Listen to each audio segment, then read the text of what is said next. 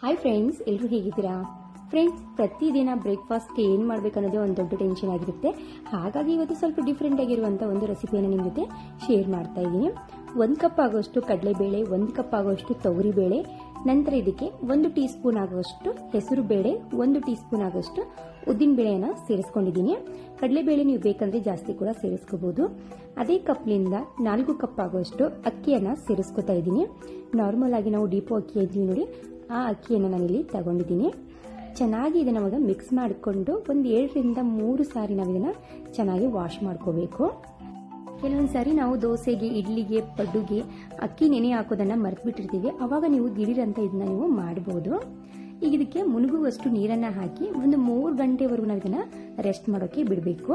So ನಿಮ್ಮ ಹತ್ರ time ಇದ್ರೆ ನೀವು ರಾತ್ರಿ ಪೂರ್ತಿ ಇದನ್ನ ರೆಸ್ಟ್ ಮಾಡೋಕ್ಕೆ ಬಿಡ್ಬೋದು. ನಾನಿಲ್ಲಿ 3 ಗಂಟೆವರೆಗೂ ರೆಸ್ಟ್ ಮಾಡೋಕ್ಕೆ ಬಿಟ್ಟಿದ್ದೀನಿ, ಅಂದರೆ 3 ತಾಸವರೆಗೂ. ಈಗ ಇಲ್ಲಿ ಚೆನ್ನಾಗಿ ಕಾಳು ಮತ್ತು ಅಕ್ಕಿ ನೆನೆದಿದ್ದಾವೆ, ನೋಡ್ತಾ ಇರ್ಬೋದು ನೀವು. ನೋಡಿ, ಈ ರೀತಿ ನೆನೆದ್ರೆ ಸಾಕು. ಈಗ ಒಂದು ಮಿಕ್ಸಿ ಜಾರಿಗೆ ಇದನ್ನು ಸೇರಿಸ್ಕೊಳ್ಳೋಣ. ಫ್ರೆಂಡ್ಸ್, ಇದಕ್ಕೆ ನೀವು ಯಾವುದೇ ರೀತಿಯ ಚಟ್ನಿ ಬೇಕು, ಆಲೂಗಡ್ಡೆ ಪಲ್ಯ ಬೇಕು ಅಂತೇನಿಲ್ಲ. ಸೊ ಹಾಗೆ ಕೂಡ ನೀವು ತಿನ್ಬೋದು. ಅದೇ ನೀರನ್ನು ಹಾಕಿ ನಂತರ ಇದಕ್ಕೆ ಶುಂಠಿ, ರುಚಿಗೆ ತಕ್ಕಷ್ಟು ಕೆಂಪು ಮೆಣಸಿನಕಾಯಿ ಅಥವಾ ಹಸಿ ಮೆಣಸಿನಕಾಯಿ, ಕರ್ಬೇವಿನ ಸೊಪ್ಪನ್ನು ಸ್ವಲ್ಪ ಜಾಸ್ತಿನೇ ಹಾಕೊಳ್ಳಿ, ತುಂಬ ಚೆನ್ನಾಗಿ ಅನಿಸುತ್ತೆ. ಇದನ್ನು ಸ್ವಲ್ಪ ತರಿತರಿಯಾಗಿ ರುಬ್ಕೋಬೇಕು. ಜಾಸ್ತಿ ತರಿತರಿಯಾಗಿ ಅಂತಲ್ಲ, ಕೈಯಲ್ಲಿ ಸ್ವಲ್ಪ ಚಿರೋಟಿ ರವೆ ಹಿಡಿದಾಗ ಆಗುತ್ತೆ ನೋಡಿ, ಆ ರೀತಿ ಸ್ವಲ್ಪ ತರಿತರಿಯಾಗಿ ರುಬ್ಕೊಂಡ್ರೆ ಸಾಕು. ಈಗ ನಾನಿಲ್ಲಿ ಸ್ವಲ್ಪ ನೀರನ್ನು ಹಾಕೊಂಡು ರುಬ್ಕೊಂಡಿದ್ದೀನಿ. ಏನು ನೀರೇನು ನೆನೆಯೋಕ್ಕಿಟ್ಟಿದ್ನಲ್ಲ, ಅದೇ ನೀರನ್ನು ಹಾಕಿ ರುಬ್ಕೊಂಡಿದ್ದೀನಿ ನಾನು. ಈ ದೋಸೆ ಹಿಟ್ಟಿನ ಹದಕ್ಕೆಲ್ಲ ನಾವು ರುಬ್ಕೋಬೇಕು. ಚಿಟಿಕೆ ಆಗೋಷ್ಟು ಇಂಗು, ನಂತರ ರುಚಿಗೆ ತಕ್ಕಷ್ಟು ಉಪ್ಪು, ಕೊತ್ತಂಬರಿ ಸೊಪ್ಪನ್ನು ಕಟ್ ಮಾಡಿ ಸೇರಿಸ್ಕೊಂಡಿದ್ದೀನಿ.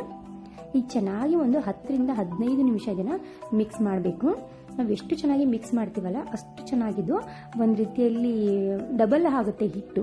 ಈಗ ವಡೆ ಹಿಟ್ಟೆಲ್ಲ ಮಾಡುವಾಗ ಡಬಲ್ ಆಗುತ್ತೆ ನೋಡಿ, ಜಾಸ್ತಿ ಮಿಕ್ಸ್ ಮಾಡ್ದಂಗೆ ಹಾಗಾಗುತ್ತೆ ಈ ಹಿಟ್ಟು ಕೂಡ. ಈಗ ನಾನು ಇಲ್ಲಿ ಸೈಡ್ಗೆ ಟೊಮೆಟೊ ಚಟ್ನಿ ಕೂಡ ರೆಡಿ ಮಾಡ್ಕೊಂಡಿದ್ದೀನಿ. ಈಗ ನೋಡ್ತಾ ಇರ್ಬೋದು, ಹಿಟ್ಟಿಲ್ಲಿ ರೆಡಿ ಆಗಿದೆ. ಜಾಸ್ತಿ ಗಟ್ಟಿನೂ ಮಾಡ್ಕೋಬೇಡಿ, ಗಟ್ಟಿ ಮಾಡ್ಕೊಂಡ್ರೆ ಅಷ್ಟು ಚೆನ್ನಾಗಿ ಬರೋದಿಲ್ಲ. ಇದಕ್ಕೆ ನಾನಿಲ್ಲಿ ಏನೋ ಕೂಡ ಸೇರಿಸ್ಕೊಂಡಿಲ್ಲ, ಅಡುಗೆ ಸೋಡಾ ಕೂಡ ಸೇರಿಸ್ಕೊಂಡಿಲ್ಲ, ಆದರೂ ಕೂಡ ತುಂಬ ಚೆನ್ನಾಗಿ ಇಲ್ಲಿ ದೋಸೆ ಬರ್ತವೆ. ಫ್ರೆಂಡ್ಸ್, ಇನ್ನೊಂದು ಏನಪ್ಪ ಅಂದರೆ, ನಿಮ್ಗೆ ಏನಾದರೂ ತರಕಾರಿ ಆಮೇಲೆ ಚೀಸು ಇಷ್ಟ ಇದ್ದರೆ ಅದ್ರ ಮೇಲೆ ಸ್ಪ್ರೆಡ್ ಕೂಡ ಮಾಡ್ಕೋಬೋದು. ಮೊಟ್ಟೆ ಕೂಡ ನೀವು ಸ್ಪ್ರೆಡ್ ಮಾಡ್ಕೋಬೋದು. ನಾವು ಇದು ಕಡಲೆಬೇಳೆ ಮತ್ತು ತೊಗರಿಬೇಳೆ ಹಾಕೋದ್ರಿಂದ, ಹಸಿಮೆಣಸಿನಕಾಯಿ ಹಾಕೋದ್ರಿಂದ ತುಂಬ ಚೆನ್ನಾಗಿ ಟೇಸ್ಟಿಯಾಗಿರುತ್ತೆ. ಹಾಗೆ ಕೂಡ ನೀವು ಬಿಸಿ ಬಿಸಿಯಾಗಿ ತಿನ್ಬೋದು, ಕ್ರಿಸ್ಪಿಯಾಗಿ ತುಂಬ ಚೆನ್ನಾಗಿರುತ್ತೆ. ನಾನು ಇದ್ರ ಜೊತೆಗೆ ಇಲ್ಲಿ ಕಾಯಿ ಚಟ್ನಿ ಮತ್ತು ಕೆಂಪು ಚಟ್ನಿ ಅಂತೀವಲ್ಲ, ಟೊಮೆಟೊ ಚಟ್ನಿಯನ್ನು ಮಾಡಿದ್ದೀನಿ. ಸೂಪರ್ ಆಗಿತ್ತು. ಟೇಸ್ಟ್ ಮಾತ್ರ ಒಂದ್ಸರಿ ಆದರೂ ಟ್ರೈ ಮಾಡಿ.